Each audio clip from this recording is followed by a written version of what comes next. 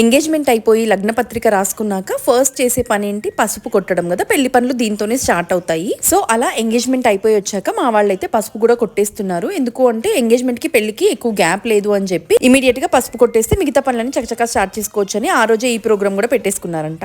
ఈ ట్రెడిషన్ అయితే అందరి ఇళ్లలో ఉండేదే, ముందుగా పసుపు కొట్టి ఏ పనైనా స్టార్ట్ చేయడం అనేది. కాకపోతే ఇప్పుడు కొంచెం ఇంప్రూవైజ్ చేసి దాన్ని రకరకాలుగా చేస్తున్నారు.